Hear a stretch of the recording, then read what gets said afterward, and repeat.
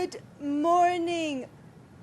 It's great to be back here on the program, Lily. Good morning from Davos. It's day number 3 already, and we don't want it to end because the topics are so interesting and crucial this time around. Of course, averting a global food crisis is one of them, one of the top priorities in the discussions at this year's WEF. We are already witnessing skyrocketing food and energy prices, and of course also severe hunger in many parts of the world.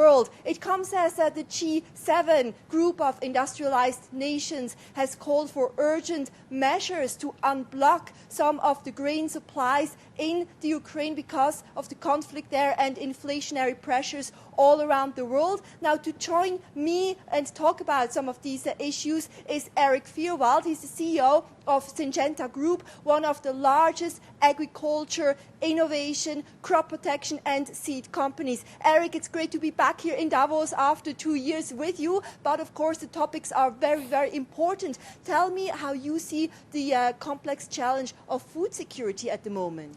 Thank you, Martina. Yes, this is a very serious situation that we're in. We were already facing food security challenges because of climate change. For example, recently in India it was 49 degrees, which of course bakes crops and makes it very difficult for farmers. But in addition to weather extremes from climate change, then we had COVID, which disrupts global supply chains very badly, and now the conflict. And you can imagine the conflict with Ukraine serving 400 million people with food around the world. Now that's been severely limited because of the conflict. So we've gone from a challenge to a food security crisis with hundreds of millions of people, probably 300 million people facing starvation if we don't take action.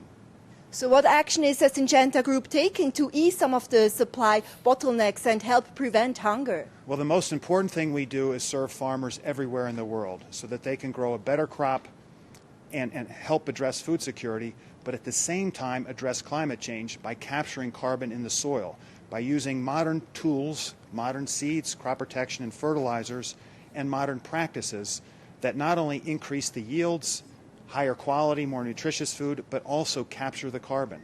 So we're promoting these regenerative agriculture practices all over the world, and particularly moving quickly in China with our modern agriculture platform centers. We will get back to that in a moment, but tell me more about the regenerative agricultural practices. Now, Syngenta Group is one of the largest agriculture and innovation players based here in Switzerland. How do these practices help prevent climate change? Because I know that this is an issue very close to your heart, tackling climate change. Yes. So what we do is we work with farmers, governments, and other companies to help farmers to adopt these practices with the best products and tools. Things such as not plowing the soil, but allowing the soil to stay with the carbon in the soil. When you harvest a crop, leave the stover or the carbon on the ground so that it stays on the ground. And then also in the winter, between seasons, having a cover crop so that the more carbon goes into the soil, as well as preventing erosion from wind and rain. That puts carbon in the soil, it increases yield, and adds to the nutrition of the food. You mentioned China, and Syngenta Group runs around 500 modern agriculture platform centers in the country to educate farmers and also to help innovation in machines and products and so on. Can you tell me more about the business plans that you have in China? Yes, these MAP centers are Syngenta Group led, but government supported, and other companies also work with us. We work with over 100 companies to bring together full solution offerings to farmers across China. And each MAP center covers a radius of about 60 kilometers, so helping all the farmers in that area adopt the best products, so the best seeds, the best fertilizer, the best crop protection products, and they increase the health of the soil, get a better crop so the farmer is more prosperous, and the food company gets the products that they want. And the most exciting of all is we've now created something called Map Beside, which is a brand on food products like tomatoes or strawberries, and there's a QR code. And as you know, China is the most advanced in digital technologies.